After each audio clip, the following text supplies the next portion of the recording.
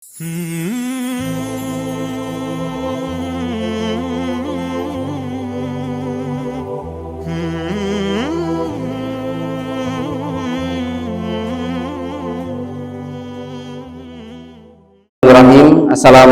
warahmatullahi wabarakatuh.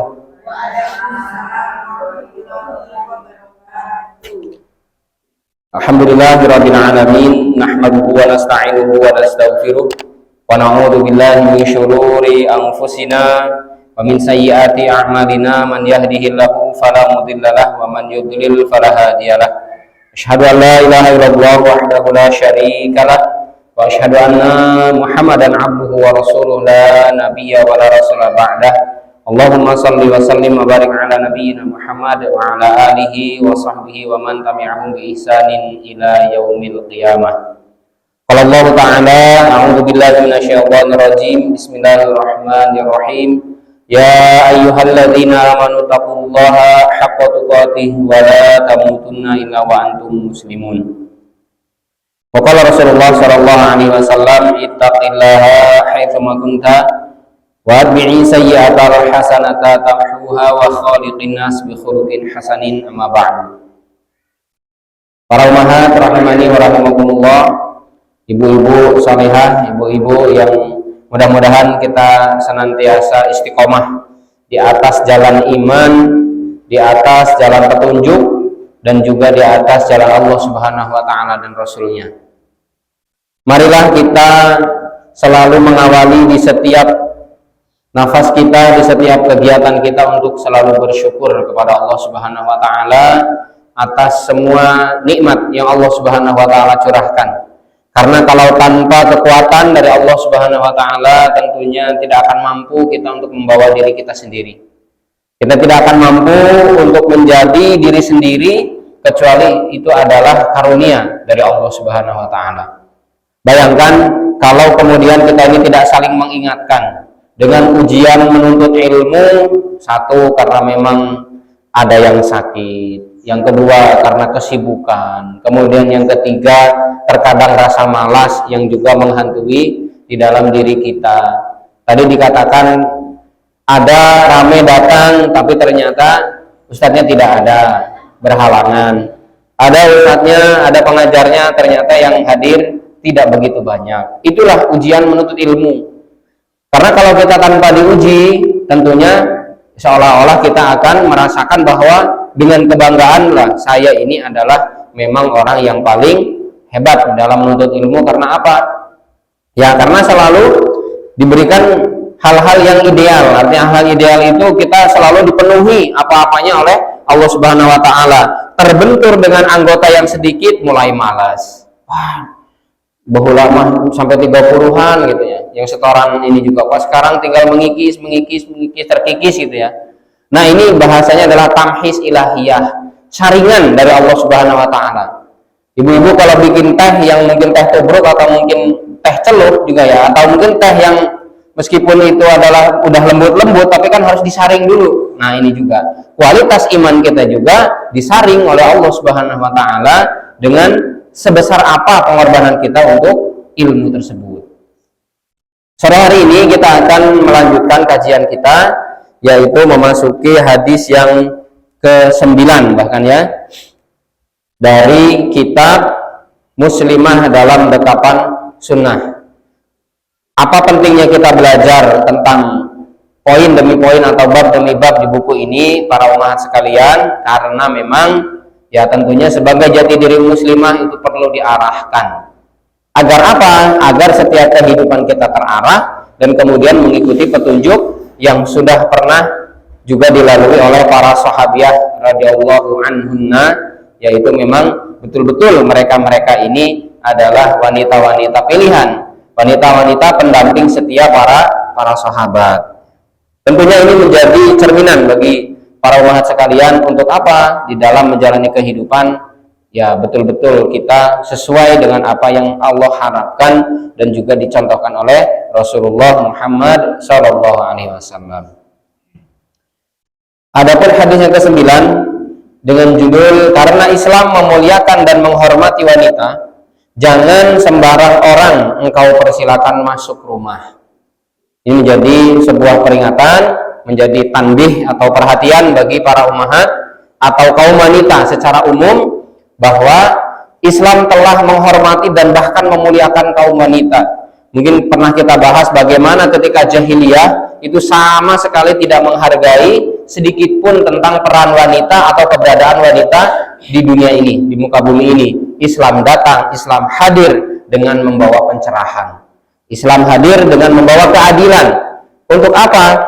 Agar kemudian hanya Allah Subhanahu wa taala melihat yang atqakum, yang paling bertakwa di antara kalian, itulah yang nantinya akan mengungguli dari manusia-manusia yang lainnya, termasuk juga para ummahat. Satu sama lain nanti akan berlomba, satu sama lain nanti akan menjadi orang-orang yang memang terpilih oleh Allah Subhanahu wa taala, yang mudah-mudahan kita juga ingin memantaskan diri.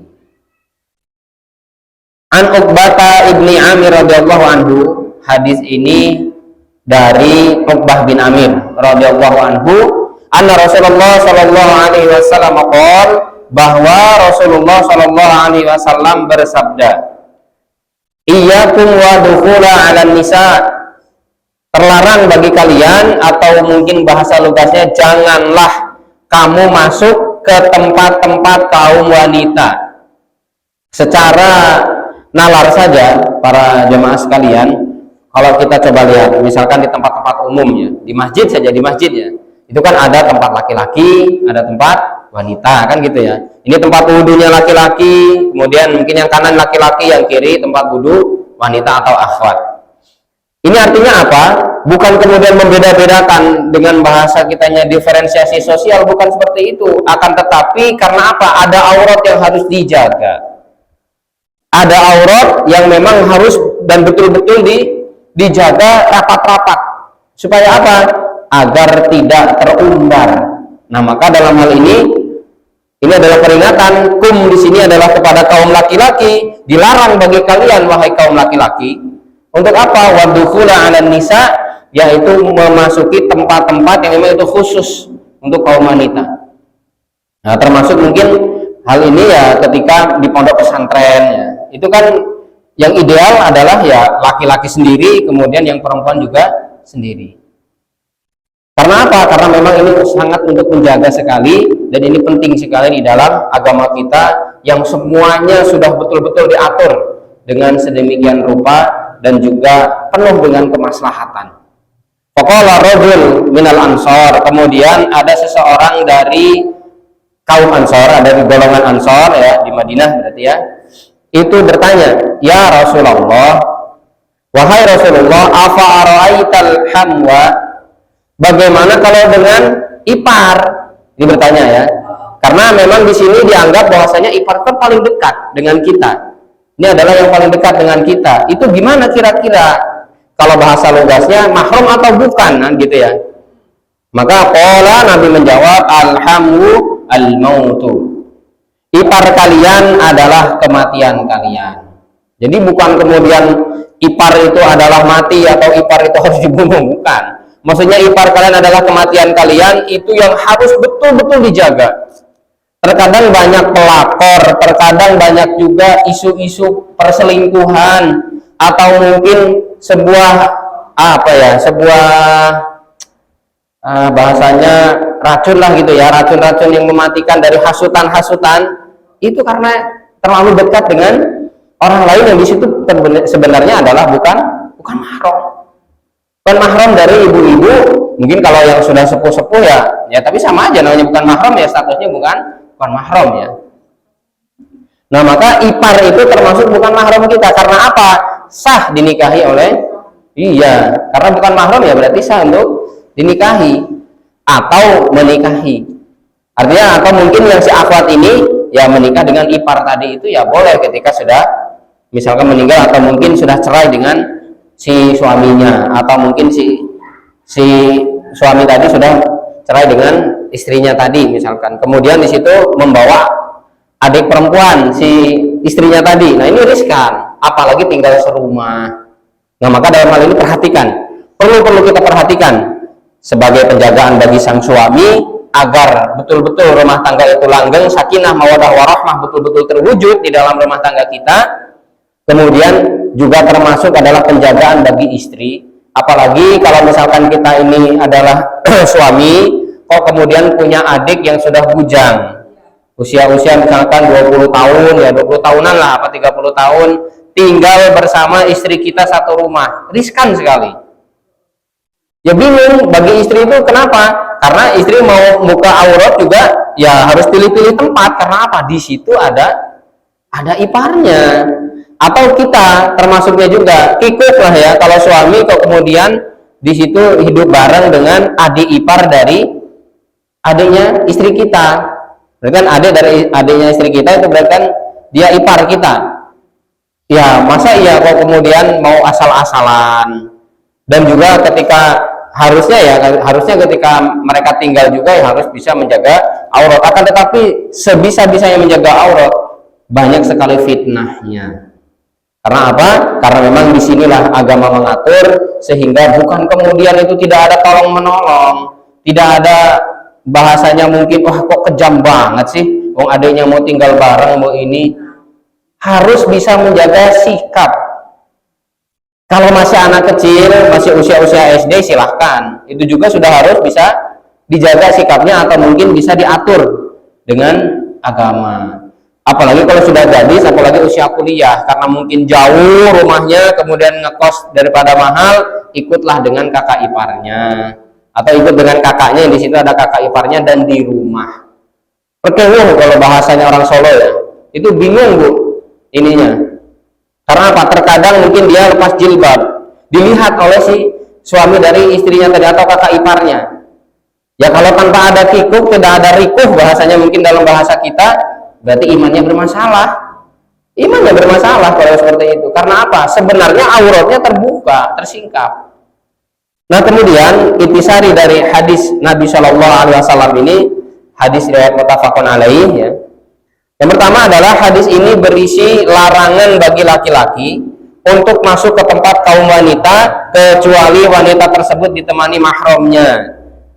Para ummahat sholihah rahimani wa rahimakumullah, saya dalam pengalaman saya beberapa kali ya membantu lah ya, bukan menikahkan ya, membantu ikhwan dan akhwat yang bujang dan gadis siap menikah, ketika kami menta'arufkan, karena dalam Islam kan ada ta'aruf para jamaah sekalian, dita'arufkan kemudian nador ya, bahasanya nador, setelah ta'aruf melalui biodata kemudian dinadorkan biar sama-sama saling melihat, itu juga ditemani oleh mahramnya, nggak asal-asalan. Jangan kemudian sampean sana di balik tabir kemudian mas susul ke sana berdua, enggak, ada mahramnya bu, entah si ayah dari wanita itu, si akhwat tadi, atau si ibu dari akhwat tadi. Yang penting adalah mahramnya menemani bincang-bincang sepuasnya, cukupnya ya, antara nanti supaya di situ bisa saling berkenalan, sekolahnya seperti apa, kemudian jati dirinya seperti apa, kehidupannya seperti apa, keluarganya gimana, kemudian teman bergaulnya siapa saja, ngajinya di mana. Yang paling penting bagi kami adalah ngajinya di mana. Karena saya secara pribadi jujur, saya tidak berani kalau menjodohkan yang belum ngaji. Karena apa? Laki-laki kalau tidak ngaji, bagaimana dia akan mengarahkan bahtera keluarganya? Kalau dia tidak punya ilmu, ya saya nggak berani. Mang, tolong sih jodohin anak saya, misalkan, tolong sih saya rekomendasikan ke fulanah ini. Ngaji dulu minimal setahun aja. Insya Allah, kalau setahun istiqomah, ikut ngaji bareng, bahasanya tentram hatinya, kemudian juga agamanya mantap, insya Allah saya carikan juga yang tidak asal-asalan. Ini salah satunya. Karena apa? Karena memang dalam hal ini juga memang perlu sekali pendampingan ya. Dan itu adalah bagian dari kewajiban, harus ditemani mahramnya dimanapun itu. Demikian pula larangan bagi kaum wanita memasuki tempat laki-laki kecuali bersama mahramnya. Sehingga kalau misalkan kita memiliki karakter pemalu, ketika misalkan ada laki-laki berkumpul banyak kemudian sampai nggak jadi jalan, yaitu memang bagian dari iman. Al-haya syu'batun minal iman, kata Nabi seperti itu bu, bahwa rasa malu itu adalah bagian dari iman. Kalau sudah hilang urat malunya, ini sudah bahaya, imannya sudah terdegradasi kalau bahasa ilmiahnya, bahasa kitanya, sudah merosot moralnya. Karena apa? Ya tadi. Karena mungkin memandang, kok jadi manusia ini kok kaku banget. Nah, mungkin bahasanya seperti itu. Eksklusif sekali sih di dalam berpemahaman, di dalam berpandangan, enjoy aja sih. Nggak apa-apa saya misalkan membuka aurat kemudian dan di situ bahkan ada ipar. Ya silakan, kalau memang menganggap nggak apa-apa silakan. Akan tetapi agama tidak mempersilahkan. Kalau hati kita atau diri kita mempersilahkan, monggo, itu pilihan. Akan tetapi agama mengatur, karena apa? Ada maslahat di situ. Ada kemaslahatan yang nanti akan bisa menjadi bekal bagi kita. Yang kedua, larangan berdua-duaan dengan wanita asing bukan mahram. Mohon maaf Bapak Ibu sekalian, anak-anak sekarang, remaja kita, putra-putri, jangankan kemudian mungkin mereka ini berdua-duaan di tempat sepi, di tempat ramai aja mereka sudah berani kok. Coba bayangkan, akan seperti apa nanti nasib anak-anak kita kalau kemudian hal ini dibiarkan. Minimal ada nasihat bijak dari sang ayah, minimal ada nasihat bijak dari sang ibu. Untuk apa? Nak, kamu ini adalah kehormatan bapak dan ibu, tolong jaga kehormatanmu. Itu harus kita sampaikan kepada mereka. Mulai usia SMP, bahkan sekarang SD itu udah kenal pacar-pacaran. Sudah punya bahasanya, mungkin sudah punya simpen-simpenan. Ada rasa suka, itu memang wajar, itu fitrah dari Allah Subhanahu wa taala. Akan tetapi kalau sampai kemudian melampaui batas, man kok aku amat sih jadi orang tuh. Kok punya pemahaman tuh kok seolah-olah gimana ya, malah menyulitkan. Terus gimana caranya anak kita nanti akan saling mengenal kalau misalkan nggak pacaran? La haula wala quwata illa billah. Ini dijadikan akal, ya. Yang akal di sini kemudian dijadikan dalil. Untuk apa? Pembenaran hubungan laki-laki perempuan yang sebenarnya di luar di luar hukum. Ya bukan mahram di situ. Dan saya bukan kemudian berbicara asal-asalan, akan tetapi itu diatur di dalam Al-Quran, kemudian juga diatur di dalam sunnah Nabi Shallallahu Alaihi Wasallam. Sekarang tanyakan kepada diri kita, kalau kita berpijak dalam kehidupan tidak dengan dasar ilmu, mengaku kita cinta Allah tapi tidak mau mengamalkan Al-Quran, mengaku kita cinta Rasul, minta syafaat Nabi nanti di hari kiamat, minta diakui sebagai umatnya Nabi di hari kiamat, akan tetapi tidak mau berpedoman kepada sunnah Rasul, kita mau berpedoman kemana? Apakah mungkin kita akan berpedoman kepada budaya barat yang sekarang ini di dalam era modernisasi ini seolah-olah menguasai bagaimana kehidupan muda-mudi kita? Coba lihat Bu, muda-mudi yang tidak berpacaran kira-kira sudah ada berapa, kemudian yang sudah berpacaran bahkan mungkin sudah gonta-ganti pacar kira-kira ada berapa?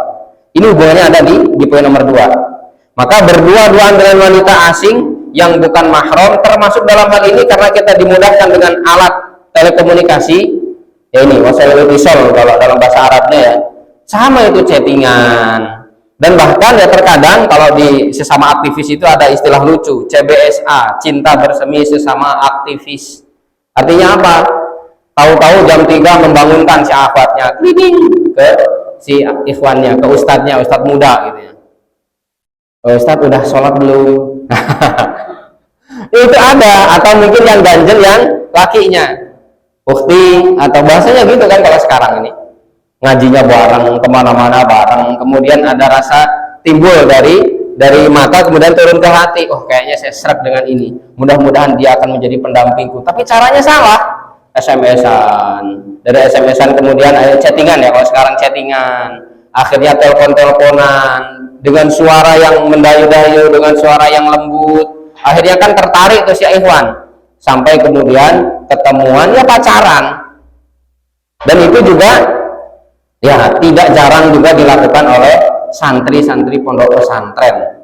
Miris sekarang ini Bapak Ibu sekalian, sangat-sangat memprihatinkan. Nah maka dalam hal ini kenapa kita ngaji? Orang tua harus ngaji supaya diarahkan anak-anak tadi. Kita punya anak bujang, arahkan untuk menjadi lebih baik. Tadi, kalian adalah kehormatan bagi ayah dan bunda. Kalian adalah kehormatan dari bapak dan ibu. Kalian adalah kehormatan bagi abi dan umi. Jangan nodai kehormatan kalian dengan sesuatu yang memang melampaui batas, dan itu adalah ajakan bujuk rayu setan. Kata Allah Subhanahu wa taala, "Wala taqrabuz zina." Jangan kalian mendekati perzinaan. mendekati zina, para jamaah sekalian, para ummahat yang dirahmati Allah Subhanahu wa taala, termasuk dalam hal ini ya namanya mendekati berarti kan belum sampai berzina. Kalau dalam bahasa hadis Rasul itu seperti benang masuk ke lubang jarum atau mungkin timba masuk ke dalam sumur. Belum sampai dilakukan sebuah perbuatan yang yang tidak senonoh tadi, akan tetapi mulai dari tadi pandang memandang, kemudian juga mulai dari chattingan, mulai dari pokoknya dari mata turun ke hati, sampai kemudian hatinya dikuasai oleh setan, sampai kemudian hatinya dikuasai, bahkan mungkin yang aktivis-aktivis ini seolah-olah di dalam bacaan-bacaan Al-Qur'annya saja itu terbayang-bayang wajahnya. Itu sampai seperti itu. Ada yang curhat ke saya. Gimana Ustaz, katanya gimana solusinya seperti itu? Ya kalau sampean sudah siap, finansial oke, kemudian juga jiwa sudah tertata, diri kita sudah betul-betul bisa mengikuti bagaimana alur dari syariat, menikah Mas. Karena apa? Itu yang lebih selamat. Bahkan sebenarnya para salafus saleh terdahulu, mereka itu nikah muda kok. Apalagi orang tua kita dulu ya, malah mereka banyak nikah muda kan. Bahkan kawin umur berapa? Sampai ini dulu nikah umur berapa? 14 tahun. Karena apa? Lebih selamat sebenarnya. Hanya memang ya kalau sekarang kita kan ada aturan undang-undang juga di situ. Kan minimal berapa? 17 tahun ya kalau wanita ya. 17 atau berapa? 20 tahun. Ya, 18 tahun. Ya. Yang ketiga, yang paling berbahaya adalah masuknya kerabat suami padahal bukan mahram meskipun wanita tersebut belum menikah. Apalagi belum menikah, ini bahaya sekali, riskan sekali. Apalagi mungkin kalau lihat di sinetron-sinetron Bu ya, itu terkadang tontonan bisa jadi tuntunan. Ini ngeri, ya mengerikan sekali. Kalau sekarang udah ibu-ibu sudah kenal YouTube, cari ceramah-ceramah aja Bu. Cari ceramah-ceramah khususnya tentang mungkin parenting atau kekeluargaan atau bahkan mungkin yang bisa menguatkan iman. Dah itu aja, karena dunia terbalik aja nggak selesai ini ya. Itu nggak balik lagi apa ya, gimana itu ya. Nah maka ketika kita ini misalkan menjadikan satu tontonan menjadi tuntunan, nah ini juga sangat berbahaya sekali. Karena banyak sekali malah dijelaskan di situ bagaimana ketika tinggal dengan iparnya, malah kemudian akhirnya selingkuh, naudzubillah ya. Yang keempat adalah peringatan terhadap bahaya kebiasaan yang sering diremehkan oleh banyak orang, yaitu masuknya saudara suami, yaitu ipar, ke tempat istri dari saudaranya, yaitu kakak atau adiknya, dan berduaan dengannya, boncengan sana sini. Tak boleh, tak boleh. Ulang. Ya termasuk sepupu sebenarnya, karena sepupu itu bukan mahram kita. Sepupu itu kan berarti kan kalau bukan anaknya wa lah ya, berarti kenal wa ya, bude lah ya, bude atau pak de, nah, itu bukan mahram kita. Iya kalau wa itu kan bahasa Sunda ya, bude atau pak de itu ya, itu punya anak, itu sepupu kita, bukan mahram kita. Atau anaknya bibi itu bule atau pak le ya, nah itu juga bukan mahram kita. Yang masih mahram itu anak kakak atau anak adik, itu adalah mahram bagi kita semuanya, baik saya pribadi maupun para umat sekalian. Nah maka dalam hal ini ya harus kita jaga sikap kita, kemudian juga tingkah laku kita, serta tadi apalagi kalau misalkan perempuan ini kan memang halus ya, suaranya halus ya, karena memang di situ difitrahkan seperti itu dan demikian. Untuk apa ya, mendidik, membina anak-anak itu kan dengan suara-suara halus juga penting, bukan keras terus kan. Akan tetapi tempatnya dilihat. Nah, bagaimana kita menempatkan diri itu juga penting sekali sebagai hamba-hamba yang mukmin dan mukminah. Khalwat atau berduaannya seorang istri dengan kerabat suami lebih sering terjadi daripada dengan pihak lain. Keburukan yang terjadi tersebab hal itu lebih banyak, dan bencana yang muncul dari pintu ini lebih terbuka karena kerabat suami sudah terbiasa keluar masuk ke tempat istri saudaranya tanpa mendapat pengingkaran. Wajar, nggak apa-apa, lu sama saudara dekat kok, masa ia mau main serong, masa ia mau melakukan hal-hal yang tidak senonoh, asal nggak mungkin, kayaknya nggak mungkin lah, mustahil. Wallahu a'lam, setan itu nggak pernah tinggal diam para jamaah sekalian. Setan itu 1 kali 24 jam tidak alpa mereka bagaimana caranya untuk menjerumuskan, menyesatkan anak cucu Adam. Kita di dalam 1 kali 24 jam banyak lalainya. Entah lalai mengingat Allah, ya, atau mungkin lalai, atau kita ini benar-benar ya tidak mengingat bahwasanya kita selalu diawasi juga oleh setan untuk apa? Supaya bisa dicerumuskan, supaya bisa disesatkan. Nah, ada anggapan-anggapan demikian di dalam benak kita, di pikiran kita. Kayaknya nggak mungkin. Jangankan seperti itu, yang mungkin bisa dikatakan dia orang soleh ya, dan kemudian bisa tergoda dengan wanita, itu juga banyak yang seperti itu. Sehingga ya tidak jarang ada sebuah kasus ustadz kok kemudian akhirnya selingkuh dengan siapa gitu ya.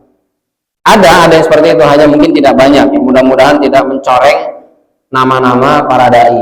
Tapi ini sebagai bentuk kehati-hatian, maka lebih baik untuk selalu kita pedomani apa yang menjadi pedoman dalam Al-Quran maupun Sunnah Rasulullah dan perkataan para ulama. Sampai-sampai para ulama ini mengatur bagaimana pekerjaan wanita juga kalau bisa jangan ikhtilat, kalau bisa bahasanya ya, kalau bisa ini diusahakan, jangan bercampur baur dengan laki-laki. Akan tetapi karena memang kita hidup di dalam sebuah hiruk-pikuk masyarakat yang majemuk, seperti guru misalkan ya Bu ya, nggak mungkin itu perempuan semua ya Bu ya, pasti ada ya laki-lakinya dan bahkan mungkin lebih banyak. Akan tetapi ya menjaga sikapnya kita, ada sama dengan saya juga. Kalau alhamdulillah kalau di pondok pesantren sih kita pisah, ya guru laki-laki khusus untuk mengajari laki-laki, guru perempuan khusus untuk mengajari yang akhwat, yang perempuan, selesai. Kalaupun memang ada beberapa guru laki-laki yang harus mengajar di putri, saya dulu juga pernah seperti itu, akan tetapi memang merasa tidak nyaman juga. Karena apa? Banyak sekali fitnahnya. Ya itu tadi, dari fitnah pandangan itu. Ucapan itu juga berawal dari pandangan. Kemudian apalagi semua perbuatan-perbuatan kita diawali dari yang namanya pandangan mata. Nah maka dalam hal ini, apalagi kok hidup bareng, atau mungkin sering bareng, ya apakah kemudian tidak ada rasa ser-seran? Iya, geningan adik ipar saya ini cantik ya, naudzubillah. Geningan kakak ipar saya ini masih seger ya, naudzubillah dzalik ya, misalkan sampai seperti itu. Setan itu pandai untuk menghias. Setan itu sangat licik ya sekali ya, licik dan cerdik sekali untuk menghias sesuatu hal yang sebenarnya itu biasa-biasa saja menjadi hal yang luar biasa. Apalagi mungkin ada histori dulu, ada sejarah dulu, ada cerita dulu bahwasanya dulu adalah iparnya itu mantannya, repot. Atau mungkin yang dulu ini pernah dia sukai akan tetapi mungkin malah nikah dengan kakaknya, masih suka dengan adiknya, dan banyak cerita-cerita seperti itu banyak. Nah maka perlu kita perhatikan betul. Mengapa kemudian Nabi menasehati saking sayangnya kepada umatnya. Yang keenam, khalwatnya istri dengan kerabat suami bisa menjadi musibah besar bagi wanita dari banyak sisi. Terjerumusnya ke dalam maksiat atau diceraikan oleh suami karena merasa cemburu meskipun tidak terjerumus ke dalam maksiat berupa zina. Kemarin kan lagi viral siapa tuh istri siapa? Siapa? Yang gendut itu orangnya. Yang akhirnya tadinya pakai cadar kemudian lepas sadar karena mau bekerja menafkahi anak-anaknya, itu siapalah lupa saya. Irene ya saya. Wah nggak tahu ya, ibu-ibu yang paham. Saya cuman sekilas lah itu. Nah itu kan tergoda juga dengan wanita lain.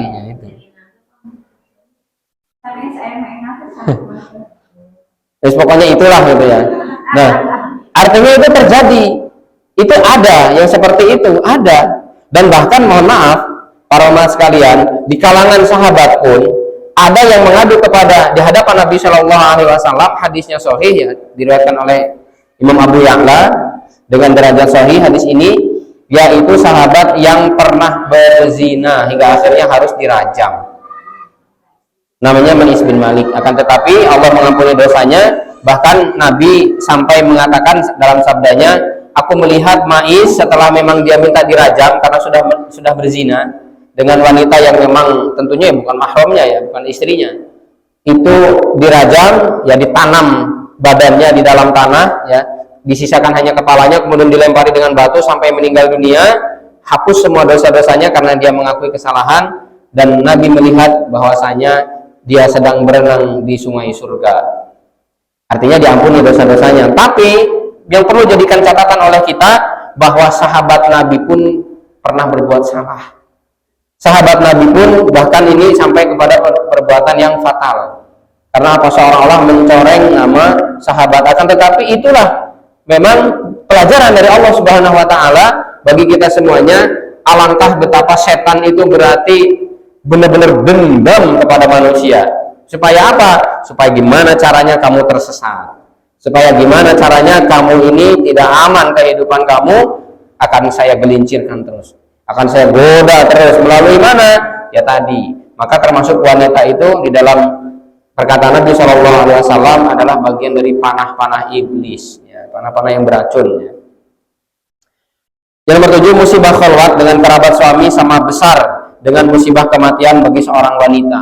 Coba Bu, ada perbandingannya sampai dibandingkan oleh seorang alim, ya, oleh para ulama. Ini adalah khalwat dengan kerabat suami, antara wanita dengan kerabat suami yang bukan mahramnya, itu sama dengan kematian bagi wanita itu tadi. Maksudnya kematian di sini adalah bukan kemudian si ipar tadi ini tukang bunuh, bukan, atau mungkin perlu dibunuh tadi, bukan, akan tetapi bagian dari kematian, musibahnya itu sama.